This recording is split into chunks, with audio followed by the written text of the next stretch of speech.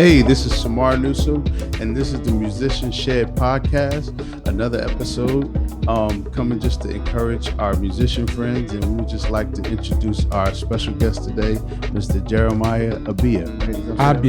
Abiah. Yeah. Sorry about that. Okay. Mr. Jeremiah Abiah. Welcome. Thank you for having me. So we're excited to have you here. Like I'm a singer, so you know we don't always include singers in our musician conversations, but singers. I tell people all the time. I tell my students, singers are musicians, like Absolutely. Some of the best musicians. As a matter of fact, one of the key things I always talk about is the fact that musicians, you know, most musicians can see their instrument.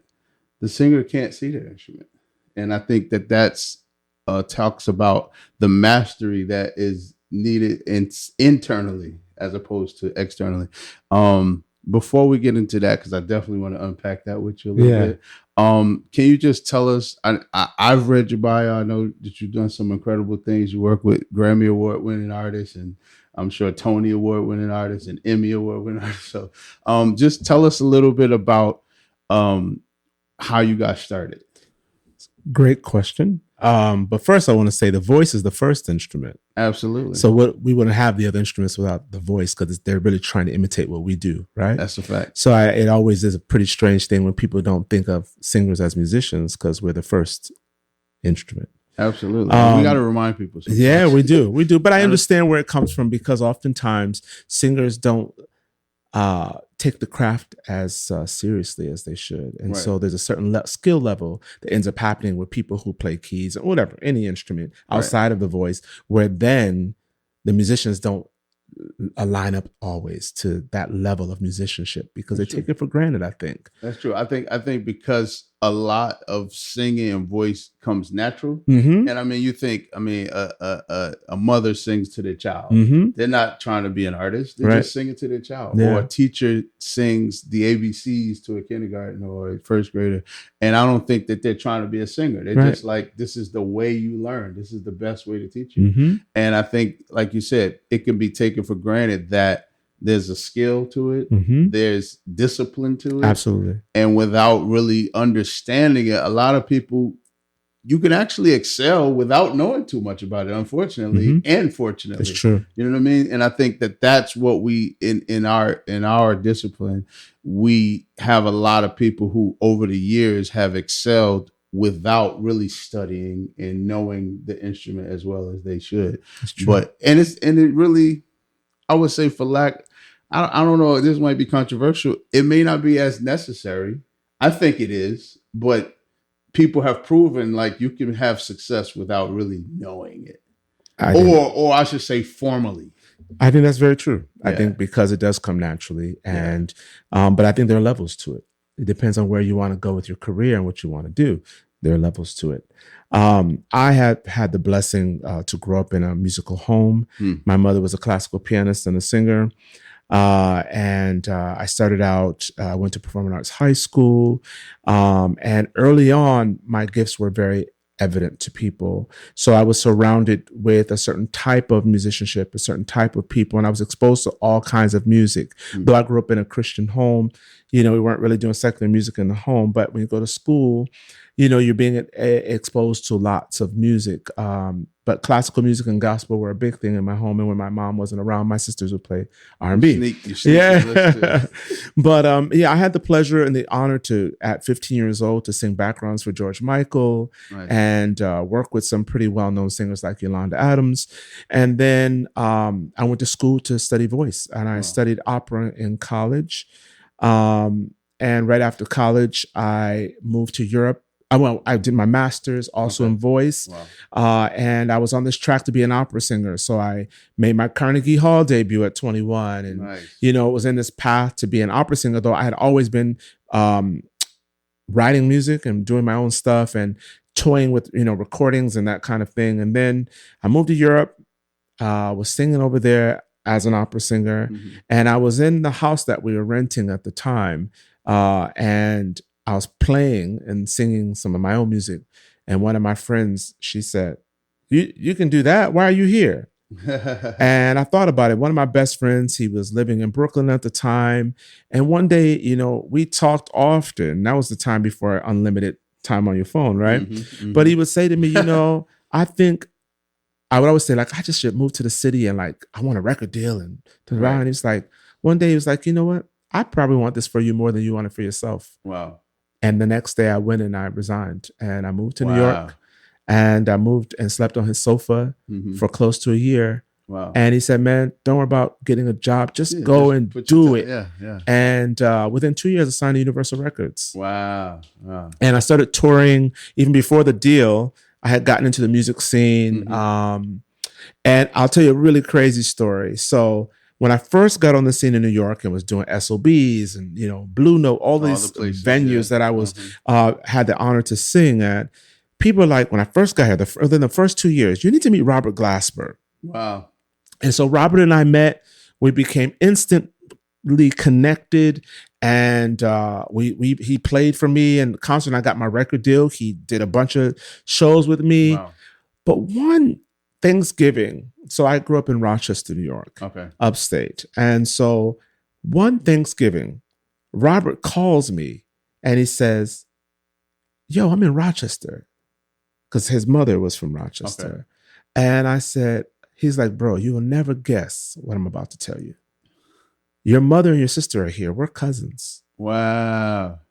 And we were already very close. Yeah, just found so that just changed. I mean, it just changed everything. Wow. So that's how small the world is. Yeah. But yeah, so one of the things that happened is my father was a doctor in New York City. And when I came to New York from Europe, he said to me, well, so what are you going to do? And I said, Dad, I don't really know. I just know that I want a record deal. I've been writing, I've been doing all these other things outside of the classical world. And he's like, well, I'm going to give you 6 things I want you to do. Wow. He gave me a list of 6 things, very methodical kind of guy. And he said, 1, 2, 3, 4. I don't remember what they were, but the 2 that stuck with me, because he wrote it down, but I lost the paper. But the last 2 things he said, if you incorporate yourself, you are no longer a hobby. Right. It's no longer a hobby. People will take you seriously. Yeah.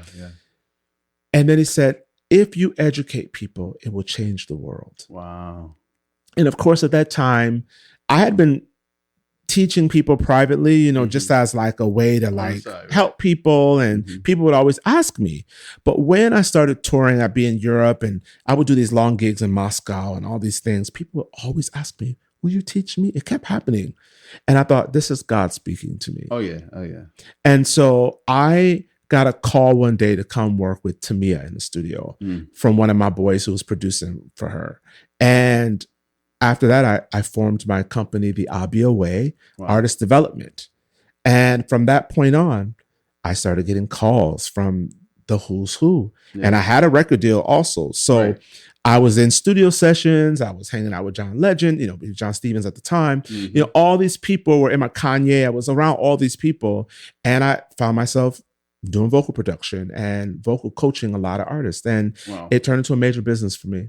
That's amazing. Yeah. That's amazing. And to think that you weren't even really setting yourself in that direction, but obviously God had a path. So that's amazing. Absolutely. That's amazing. Tell me about your so where did you formally train? So I went to Eastman School of Music. Okay, Eastman, Syracuse University, and New England Conservatory. Okay. Yeah. I had a friend that went to New England Conservatory probably in 1995. Okay, that was before me. Okay, this was a friend named Aisha Hosley. She was a jazz singer. That sounds vaguely familiar, but I don't know her. She was from my high school, and she had an amazing voice. And so she ended up there, and then another friend ended up going to Berkeley. But then she ended up at Westminster first. Okay, Westminster Choir College. Yeah, that's where I went. That's where I met my wife. So all of that was kind of a cool little thing. And for me, I was really discovering my voice. And my teachers knew more about my voice than I did. They were like, yo, you could do all of these things with your voice. I'm like, I want to sing R&B. You know what I mean? But, I'm grateful that they pushed me out of high school. Like, listen, at the minimum, get a scholarship, go to school, And so I auditioned. I did I did this Langston Hughes poem, I Too Sing America by Margaret Barnes. Arrangement. And it was amazing. Even to go into those spaces and to sing classical. And again, I didn't embrace classical. I probably never did, to be honest with you. But I was appreciative to be able to do it and to learn something about myself that I didn't know. So that was, and to this day, I know that the background of learning classical music was important just to becoming a singer. You know what I'm saying? Like people are like, yo, your voice, this, any accolade. I'm like, man, I had formal training, like legit training. Like my teacher in college was a singer at the Met, Laura Brooks Rice. So she was like, she did Met performances when she wasn't at Westminster. So, again, I didn't know what that meant then, but like now I reflect and be like, man, these were people that was a big deal. You know absolutely. Big deal. So, I mean, again, I didn't get to appreciate it from the career standpoint of it, but I do appreciate it from what it gives me personally. So, I definitely could resonate with why formal training is important. Tell the people who are going to see this or hear this, why is formal training important to you? Well, I reference my dad a lot because he's a really wise man, but he always talks to me about building a house. And you can't build a house without a great foundation. And that goes to all things. When I got married, he's talked about, building a great foundation. And so classical music really gives you the stability of the instrument. It teaches you all of the elements that come together to make great singing. I believe that, and since having studied classically and created my own method through that to help people sing beyond classical music, it's the foundation to how I was able to help people structure sound. Because again, you talked about, something you said was really great, was talking about the inside out. That is exactly how I teach singers.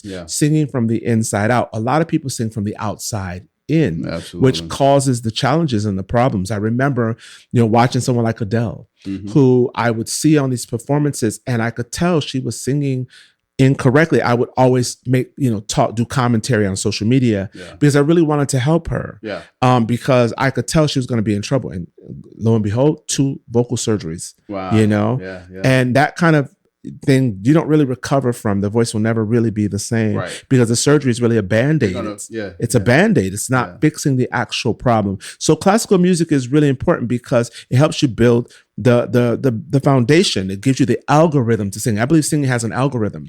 And so when you learn the algorithm of singing, then singing actually is something that can be done quite well and excellently. I want someone to sing excellently. So I still teach anybody who comes. Common is one of my clients. When he comes to me, we're doing opera scales. We're not doing, you know what I mean? And then I show him how to use it, to activate it, not only as a rapper, but as he can actually sing. So, to give that structure. And then I say, okay, but if you do this and now, this is how it applies to any kind of music that you're doing.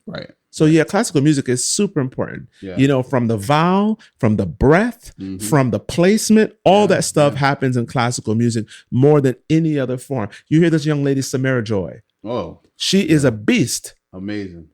She has studied classical music, and you can tell it is the through line in her voice is impeccable because her voice is even from the top down, the bottom up.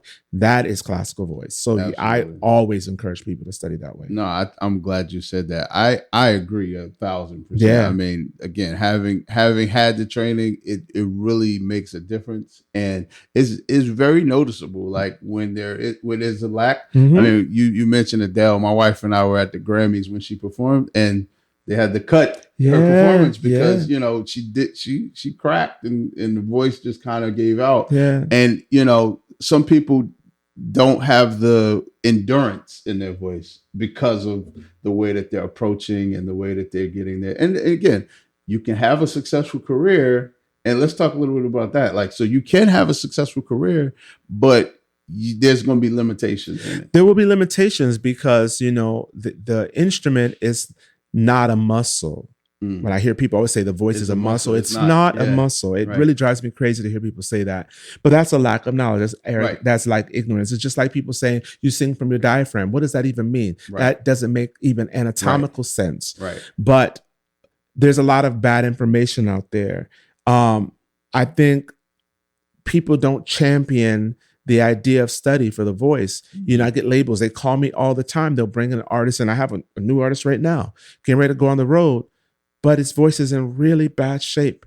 And so it's like, you gotta get them to a place of health, because endurance is only based on your breath and the way the voice is set up.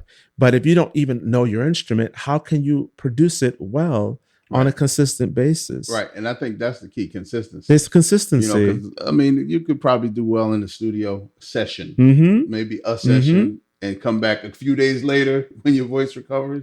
But how do you sustain something like a tour, or, you know, night after night?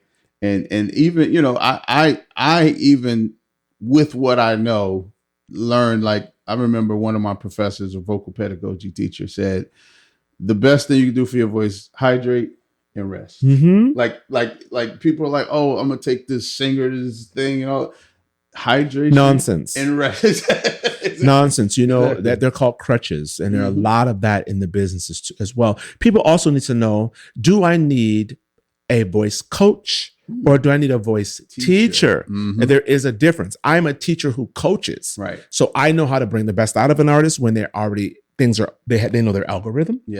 And then I know how to bring the foundation, the fundamentals to the singing, which is the teaching side. Right? Because if you don't know how to sing from the inside out, you are in for a world of trouble. Absolutely. And singing is a lifestyle. That's the other part. People say, well, can I not drink this? And well, it's not just that. It's how much sleep have you gotten? How much hydration have you gotten? How well have you practiced? You know, I'm very big on clients that come to me and say, yo, I don't care who you are. You need to practice. But the thing about it is, I don't just send them out and say, go practice. I actually give them how to practice, right? Because there is a homework involved. Because I am only, you know, a lot of people see me once, twice a week. Some people only see me once a month, once every other week, or once a month. So what are you doing in between? So I want to help them set up to have success. And they oftentimes believe they just don't know what to do. Right. But I say the same way that you have come into have a lesson with me and learn these scales and these elements that I'm giving you, you do the same thing when you go back home. Don't go and change it. Which often happens. Like, well, but you didn't have a sore throat when we had a voice lesson. Everything was working well. All of a sudden, now your throat is hurting. That means you've gone and done something different. So people need the tools and actually be spoon fed. Actually, I realized, and that helps people a lot. It's crazy. I mean, I tell people, like, and I work with high school students mostly, which it hurts me to do sometimes, but you know. But one of the things I teach them is, like, your voice is not independent of the body. So the body and its health and all those things affect your voice. That's true. Without understanding that, people think, okay, it's two separate things. No, it's all in your body.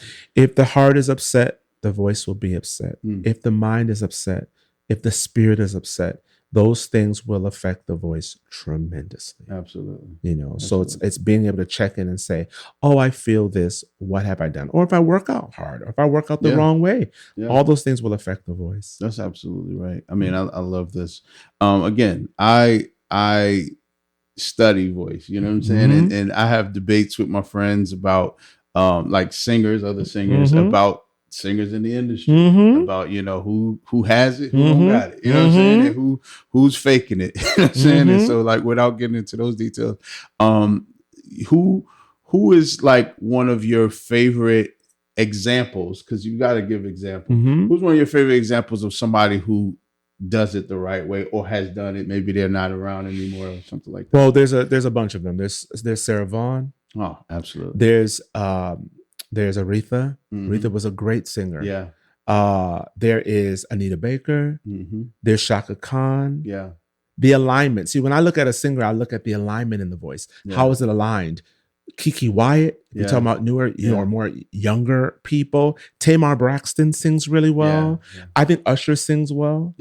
And he's not shy about the fact that he studies. Yeah. And I mean, I think I've seen videos even recently where he's like, this is what I do. This is my regimen. And it's like, okay, so, and it takes that. It does. I mean, people don't do it. People take it for granted. Yeah. I think, but I mean, I'm sorry. Go ahead. No, that's okay. I think Karen Clark. Oh, cheered. Absolutely. I think her daughter. Yeah. Great. Kiara, I think, is a great singer. Now you said, I do. I'm going to be a controversial. Go. So Karen, one of the matriarchs of gospel music and just singing, period. A big influence on somebody like Faith Evans. Absolutely. Now I just saw a Faith Evans interview where she can't sing almost any of the high notes. Maybe it was that day she was on Sean Stockman's Lifestyle. Yeah. Exactly. Lifestyle. And how is Karen the person who you looked up to? But she's only imitating. Right. No, I know. Yeah. And Faith was one of my favorite singers. Me too. In the 90s, it was like, she's an amazing writer, amazing singer. But like to see her voice not have it, I mean, it happens with a lot of artists, but Karen is still going strong. But Karen has a lifestyle as a singer in a particular way. She comes from a discipline from her mother. Absolutely. There's a certain way that was set up.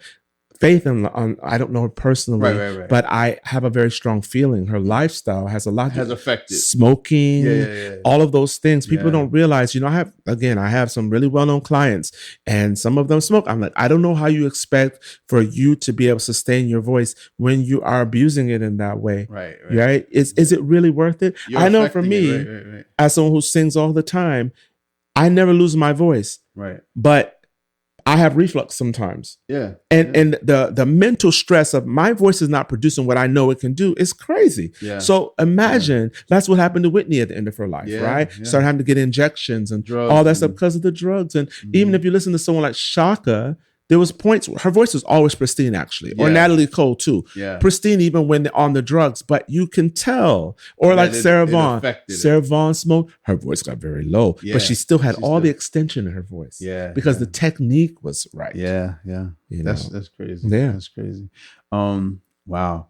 Talk about vocal health for a second. Like, what are some things that you tell your clients, or just from a teacher's lens, like in terms of how you should either a regimen with warm up and stuff like that, and then just diet, any of those things? So the voice is so individual. Everybody comes into my practice with their own set of challenges. It's funny you just said that. Yeah. I'm gonna cut you off for a second. Yeah, please. I just had a lesson with someone earlier today.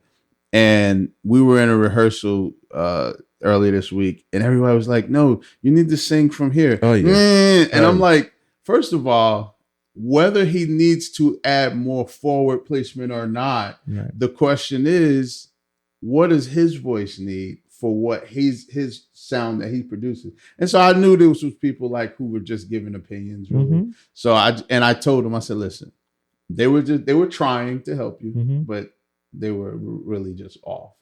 So I'm sorry. Most singers don't know what the heck they're doing, and that's just a fact. It's just a fact. And even people who teach voice a lot of them shouldn't be teaching voice, right? There's a lot of people who are like, oh, they're great singers, but they don't necessarily make great teachers.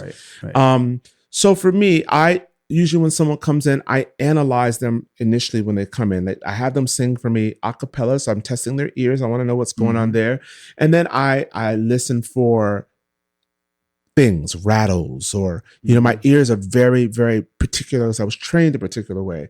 And so once I analyze that, then I know how to approach their voices most of the time. Right. But when it comes to the lifestyle, I think, for instance, when a singer wakes up, I tell them always do a certain type of breathing, because that breath is the setup for your entire day. Absolutely. Right.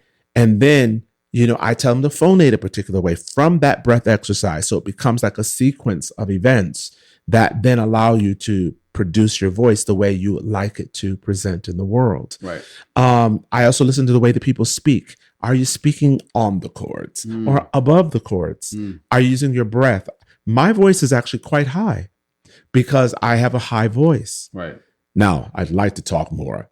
that way. But that's not my voice, actually. It's not setting me vocally, up. Right. I have to, I remember growing up and answering phone, hello, and people, ma'am, but right, and it makes you feel a certain way. But I realized, no, this is how my voice is set up. Right. And I'm not going to compromise that for anything. Right. It's not necessary. Your voice that is part of your life. Exactly. Also, exactly. So, and then, I have friends who can drink like fish and sing like gods, as well as smoke. I'm not one of those people. I'm actually a very sensitive singer. Right. So I'm very cognitive of how I, in what environments. AC bothers my voice a lot. Smoke bothers my voice. Certain fluids, even like pomegranate juice. I can't drink it. Wow. I can't drink wine because it makes me lose my range. Actually, the top of my voice will go away. It'll actually go away for like 7 days. Wow. So is it worth it? No. That's crazy. So you just got to know your voice. Some people can drink milk. I can't do that. I can't drink coffee. So my life is very much about my instrument. Everything I do is around my voice. I want to cut you off. I don't want to cut you off, but you said something about knowing your voice. And I think that one of the things that I find myself teaching, not only my high school students, but also my private students, is that you have to be aware, like the awareness, because it's very easy to just casually just sing and you don't know how things work. So you just don't ever find out. And it's not easy to just discover it either, because there's language to it. There's like understanding it. And so many people go, oh, don't eat chocolate, don't eat this and stuff. And those things, again, may apply specifically to some people. I've heard, a story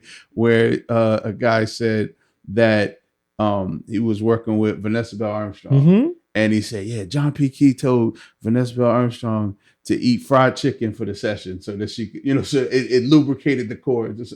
Now it may have been true. It may work, but it sounds crazy. Yeah. But again, everybody's voice still is individual, like you said. And I think without really comprehending that and really discovering the nuance of your voice, it's very easy to just fall into what everybody else does or thinks you should do. Yeah. And the things you've heard over there, don't drink milk, like you said. Like, yes, that does affect some people. There's some people who it doesn't matter what they like, those things don't matter. It's all trial and error. Yeah. And so the thing about it is every singer needs another pair of ears, a second pair of ears. I love that. And so if you're wise about the instrument that God has given you, then you are really trying to seek out someone to help you be a second pair of ears, a wise pair of ears. Wow. And so I have my clients, they check in with me all the time. Right. I'm always on my phone. I'm always corresponding with people because people are like, oh, I'm experiencing this. And I'll say, oh, okay, well, it's most likely this.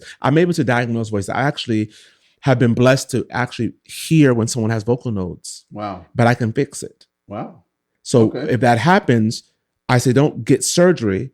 We will do rehab in a very specific, slow way. And I can guarantee it will go away. And I have had it confirmed over and over and over. Wow. So I got to talk to you about that. I have a friend who was diagnosed with it, and he's thinking about what to do next, and I'll definitely. They usually say get surgery because it's a money situation for them. Absolutely. But at the end of the day, like I said, surgery is really a Band-Aid. What is the underlying? I'm a doctor of voice, in other words. Yeah. What is the underlying issue? Let's find that. Yeah. And not just put a Band-Aid on it.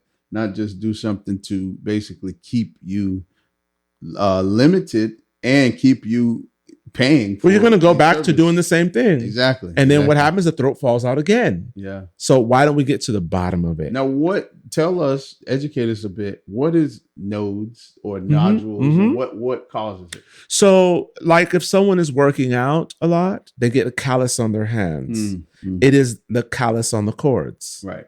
So a nodule, a polyp. Some people get polyps, which is a bit of a bubble. I had a friend who had one on one. Yes, cord. And sometimes nodules usually are one or the other. Sometimes you get on both. Yeah. But what happens is once you get that, if you don't know how to remove it naturally, then they suggest vocal rehab, voice therapy sometimes. But oftentimes it's surgery these days. They try to get it off really quickly. Yeah. But again, That could leave scarring. It leaves scarring. Look what happened to Julie Andrews. She lost her voice through a surgery. Gone. Right? Never that Never wonderful instrument. Never the same. Yeah. And so, polyps are, calluses are basically what they are. And, that comes from a lot of friction, a lot of pressing, a lot of pushing, a lot of forcing, and a lot of yelling. Now, is that onset? Come on. Come on. Listen, man. I study with some of the best. Come on. So, I know, and people won't necessarily know, so you can unpack onset. Yes, the onset is how the voice starts. Yep. So most people, again, when someone comes in, I say, well, how does the voice operate? What is the main source of creating sound? They'll say all these other things, but at the end of the day, it's the breath and how it's started. So the onset is how it starts. And so most people do not have good onsets. They usually glottal attacking, starting the voice on the throat, which then gets the cord, gets the friction happening, and a lifestyle that will create calluses or nodules or nodes. Now, I've seen some tricks, like one of my buddy, Darwin, and I've seen it in other, a lot of gospel artists where if they're singing vowels, because that's a lot of places where a lot of those glottal attacks happen, they put an H. Correct. Put an H on it, which smooths it out. That's correct. Smooths out the onset. That's correct. So I think, again, I just taught my kids to do that today on a song they were working on. So, I mean, but again, these are things that if you're not aware, you literally would just do whatever. Like, oh, I think I'm supposed to do this. I guess it's supposed to do this. I guess it should sound like that or feel like that, And so I think this is important information. Absolutely. I think there's almost nobody talking about it. So, I mean, how many voice pedagogists are there out there? Especially in popular music. Oh, absolutely. It's almost like there's just the ones that the artists work with, and that's it. And that's, or maybe you see somebody on like Idol or Voice, and they're working with somebody, and sometimes they work with somebody that's qualified, and a lot of times they don't. That's correct. So I mean, it's amazing. I love. I'm a consummate learner. So as a teacher, I also respect and love learning. So I'm always looking for just techniques, because I don't believe I know all the techniques. And you know, especially for me, when I was in college, I was learning classical voice and classical approach. And while it served me for that, I always wanted to understand how to translate it into gospel, into pop, into R&B. And so do you have, you said you basically have created your own way of doing that. What is something you could share that is the same in different genres? And then what is like specifically different and how you tackle that in your approach? So for popular music and classical music, they really are the same if you're singing with one instrument. And so what I have coined is something called vocal schizophrenia. Because what I find is that most people outside of classical music, but sometimes even there, most of the time not, is that they sing with different voices based on what they're singing. So they're it's not that they're not just using all of their instrument. They're literally recreating the production over and over again based on the style of singing. That's wrong because you only have one voice. Right.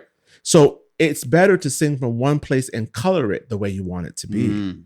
So that's really the goal, versus like, I am going to sing like this for this and this for this. And you're doing all, the voice then becomes confused. Right. It doesn't know its identity. Wow. Therefore, schizophrenia.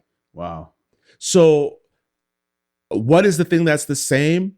The breath is the same. The vowel alignment is the same. The onset is the same, as you talked about. Those elements never change. Right. How is opera different? You're using a fuller sound and all of the chambers of your voice, meaning the chest, the head. There's a way of sending the voice that makes the voice. It's not even that you're pushing it, but you are leaning. Appoggiatura, they appoggia, right? So you're leaning on the sound, right? So that's the difference between classical music, because you obviously are trying to phonate without a microphone. So you're sending your voice somewhere. That's classical music. Everything else, actually, to me, is really all. Jazz is the same as R&B. R&B is the same as country. Country is the same. I would actually train rock singers like opera singers. Okay. Because of the way they're using that squealo of sound on the voice. Yeah. So rock singers are more like classical singers to me, but everyone else, it's the same lane. It's just a different color. What about gospel? Gospel, the same. Gospel to me, I think that it's the most abused voice of them all. And I think there's some of the most laziest of them all. And I think it's because, there's like, I have this gift from God. No, with where much is given, much is required. Yeah. Right. And faith without works is that you have, with the faith of that, you also have to do the works of it. And so, I really, I feel like pastors and leaders, they really have a responsibility to hold the singer to a certain level, meaning that you're saying, hey, no, we need to be paying for you to have voice lessons because we got to teach you. Exactly. You're up there, you're doing praise and worship, you're, doing, so it's like, but no, you're going to burn the throat out and would you just move on to the next person? That sounds like the Broadway world to me. Oh, and I was going to ask you about belting. I don't believe in it. You don't believe in it? I don't believe in it at all. What is that perception of what belting So is? Belting happens in gospel music too. That's why I said. Yes. Exactly. So, that is when you are literally pushing the voice out of the body. You are squeezing the voice. So yes, the neck, which is never a place to put your voice. That's where belting comes from. That's where you're putting this pressure to yell the sound out. And while it can be impressive, it is the road to a problem. Yeah. So what I teach my singers, that I have a lot of people on Broadway and I have a few gospel singers, but how do I give them the appearance of a belt? Because they're looking for it. How do I give you the appearance of the belt, but I'm placing it differently? Version of it, right? Where am I placing it? Yeah. Because it's all about placement. Yeah, absolutely. Right? Most people don't realize there. Yeah. So you said you were in this session and someone said, put the voice in the nose. That is a placement. But do you want to put your voice in the nose? Is it your goal to sound like a duck? I don't think so.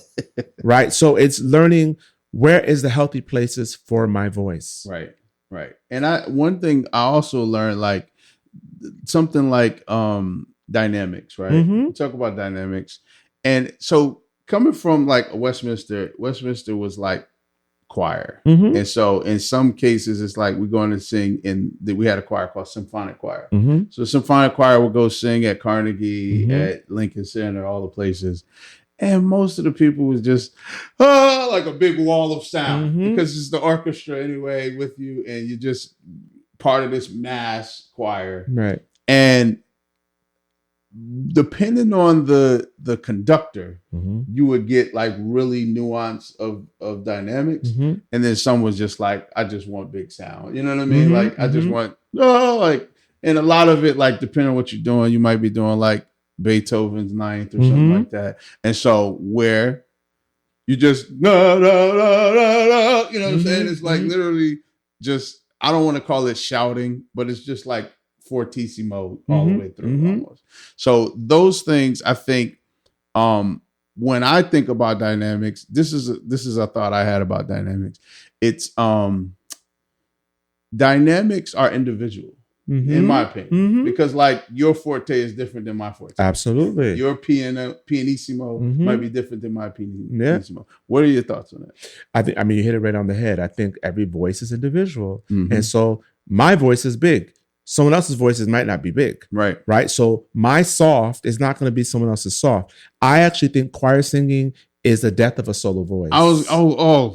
This is where I was going. This is why I said this. Why I brought it up. Yeah. So I don't recommend my singers to sing in choirs. Right. If you come to me, it's because you're going for a solo career. Got you. Not because you're going to sing in a choir. When I was in school, and it was mandatory. Yeah, when we were in conservatory, my teachers always said fake it, and I always did.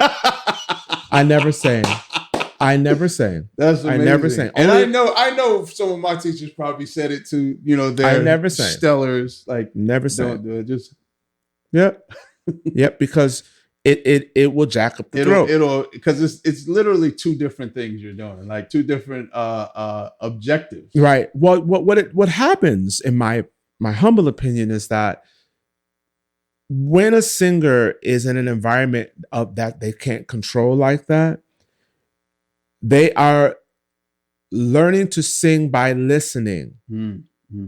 But a real singer worth the calling is learning to sing by feeling. Oh, and it's harder to feel when you have many voices around you because you're competing with their sound. Right. And it's now you're trying to match their sound. Yeah. Now, background vocals is different because now it's just a few of you. It's still individual, but you're blending, but it's not in a big way. It's small. Yeah. And so therefore that's okay.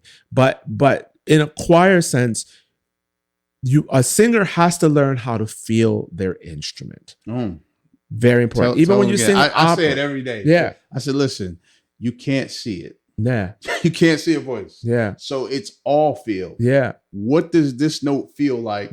What does that note feel like? That's right. Because if you don't know what it feels like, you can't consistently produce it. That's right. But if you understand what it feels like, then you can say, okay. And where it's coming from. Well, then you talk about technique, because people can have good ears and they can know how to sing in tune, but not necessarily know the right approach to sing healthy. That's correct. You know what I mean? So it's amazing, like, how diverse the voice is. And I mean, like, from one, you could have 10 singers of the same genre, various genres, totally different sounds. Totally different sounds. So it amazes me. I mean, like, you just said something that I don't think is controversial at all, that choir singing is the death of the soloist. Death of the soloist. Wow.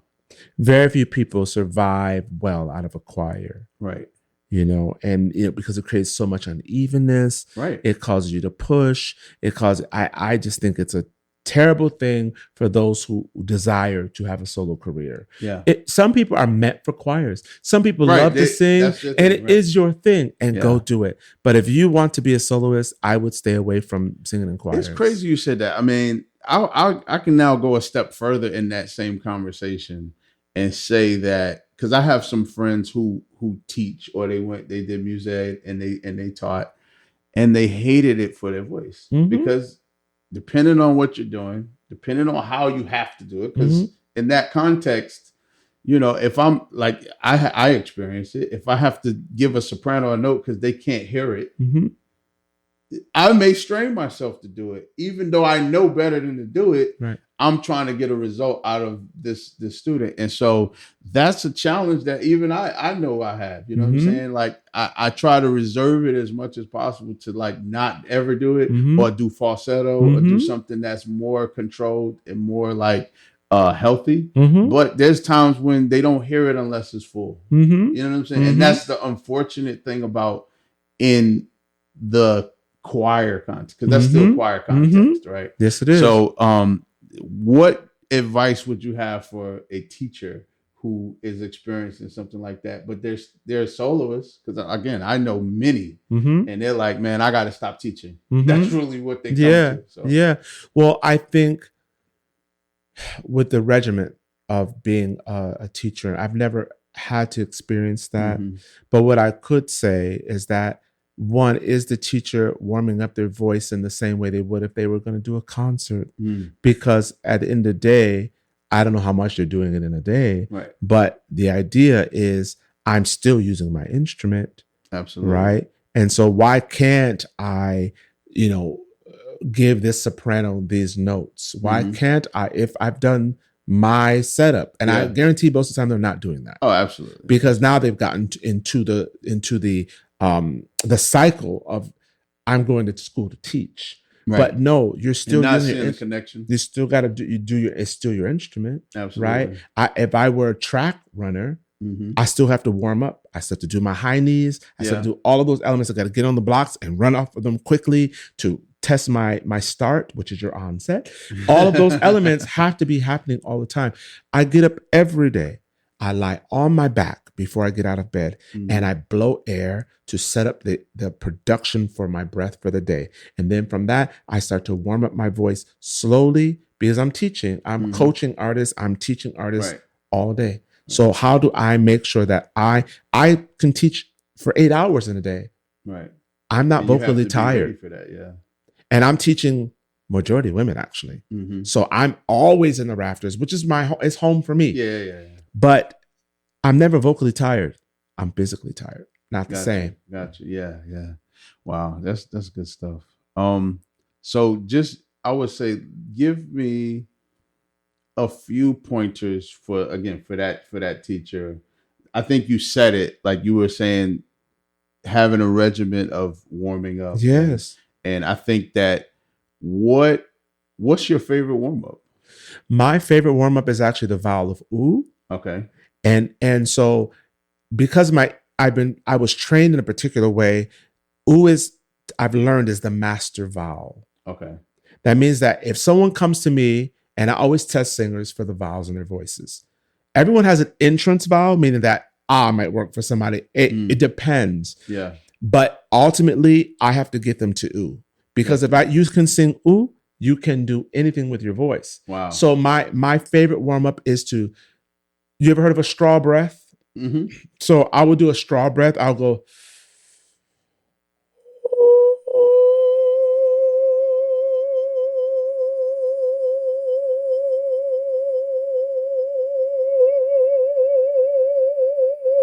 And I'll just hold that for as long as I can. You see, my onset was a little cracky, but that's what's going to happen. It's cleaning it up. Yeah. And I'll do it again. Just trying to find that feeling on the inside. Is my air streamlined? Is it even? I'm evening out. This is what I do every day. Wow. 15 minutes. That's great.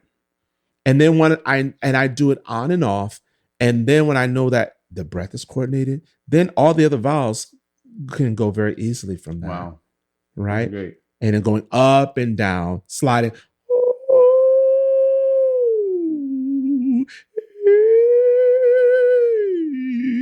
And trying to get it to go into so connecting the entire voice. That's what I do all the time. And so I've heard singers, and I'm gonna be honest with you, this was not something I learned in Westminster, so I wasn't as familiar with it. With people talking about, I've heard head voice, chest voice, but people talking about mix.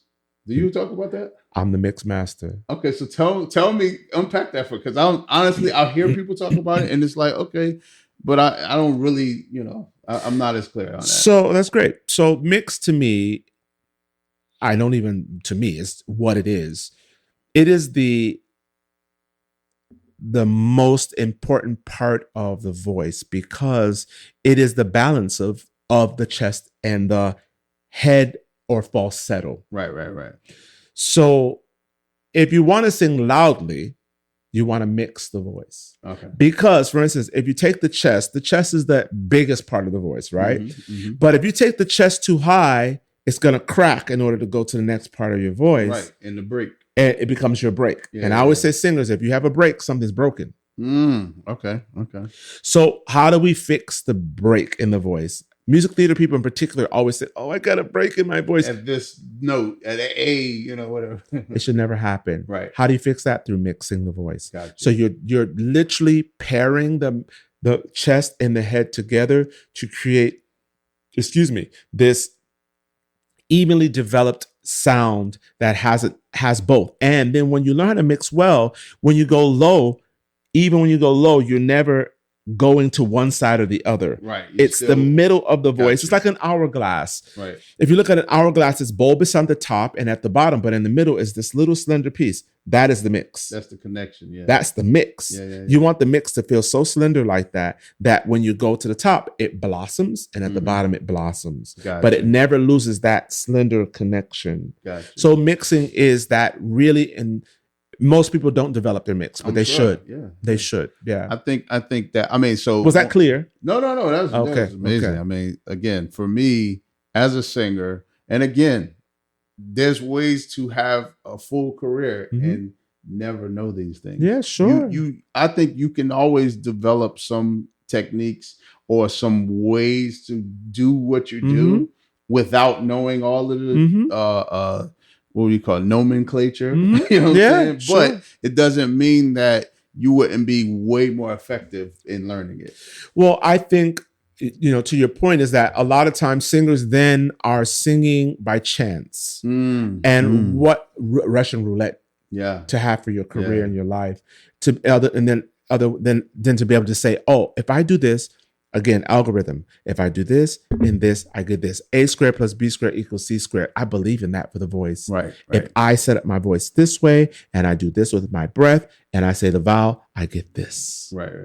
And I revel in that. I want that. That's important. I can depend on my voice because of that. Yeah. Wow. Yeah. I think that's amazing. Hey man, listen, this is rich stuff. Yeah. This is rich stuff. So I want to just, I don't want to go too long. Mm-hmm. I want to, they're gonna have to pay you for the rest. There you go. So I mean, there's so many things in my head. So, first of all, where can they find you? If somebody's like, you know what, I love what I hear. I want to learn how to find my mixed voice and learn the onset and all the things. Where can they find you? So I'm on all social media platforms. That's Jeremiah Abiah. That's JeremiahAbiah.com. I have a website. I'm on Instagram and Twitter and TikTok. TikTok is Inside the Singer's Voice. So I talk about these things online as we're doing now. I talk about it all the time. I got to check it out. But one element that I've also added to my career is I realized that the work is sometimes deeper. I've met singers who've lost their voices because of parents dying. Wow. Or emotional challenges that have caused trauma to the voice. And so what I did is I went to an ENT, ear, nose, and throat doctor, otolaryngologist. Some everybody should have a good one. Everyone should have a good one. And I often they send me people again. If someone has notes, go see Jeremiah before you get surgery. Yeah. And so I realized talking to them, to this one particular one, I said, what do you see often? And she said, this, that, and the other about vocal tension and trauma. And so I started shadowing her. And then I met with a physical therapist who is a deep healer in the way that I know that I am. Right. And so I started working with these two individuals over a period of time and developed a new practice called the Voix Spa. So voix meaning voice in French, Voix, spa. And I opened up a practice. So I actually have a practice on 37th Street. And so my clinic is open. My clinical hours are twice a week, Monday and Wednesdays, where I work with numerous people who use their voice professionally. So that's pastors, that's teachers. They need vocal. Yes, they really do.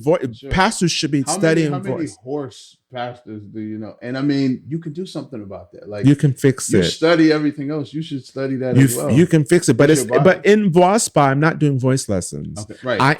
I'm laryngally releasing the voice. Okay, wow. So what happens is someone who uses their voice, their throat to create sound, all of the muscles around it start to attack the larynx, squeeze on it. Wow. And so what I have developed is a practice of releasing the muscles away from the larynx. Wow. And so I'm working with rappers and actors and teachers and pastors and anyone who uses their voice professionally. Wow. Public speakers, any of those folks. So that is another part of my practice. So I spend part of my time coaching, teaching, part of my time laryngeal releasing people. Wow. And so that's how you can find me. So if you go to my website, JeremiahAbiah.com, you also will see a section called the Voix Spa, and people can make appointments to come see me with that. Now that's amazing. Now, what I hear, first of all, you legit. Thank so you. I'm so happy that you came. Real pleasure. I also hear like there's some people who are like generalists in this field, right? Like it's like I can help you do some things, but I think what you're saying is very specific things, like not just your run of the mill, just some warm ups or something like that. Yeah, like literally connecting to everything that creates your sound, and I think that's important. I say to singers all the time: if you're going to someone and they're just giving you scales, but you don't know why you're doing them, you're wasting your time. Absolutely. You have to know why you're doing the scale. What is it doing for my voice? How is it setting me up for what I'm getting ready to do? I teach in a very sequential way. If I warm you up this way, the next exercise is going to be connected to what we just did, so that we're building up to something. Right. If we're going to give the appearance of a belt, we have to set that up a particular kind of way. Gotcha. And so, yes, it's very specific. I think teaching has to be just like if I were a doctor going to sculpt something inside of someone to fix something, the voice has to be the same. Yeah. No, that's amazing, man. I appreciate you. Thank you, brother. All right. Thank you. This is the Musicians Shared podcast, and very special thanks to my guest today, Jeremiah Abiah. Oh yeah, I got it. And you can check him out, and of course, I'll be checking him out. You know, I want to sharpen my iron. Yes. But thank you, and tune in for more. Thanks for listening. To stay up to date between episodes, follow us on Facebook, TikTok, and Instagram, and make sure you're subscribed to our YouTube channel. If you liked what you heard today, or if there's something specific you want us to dive into next, leave us a comment. Catch you in the next episode.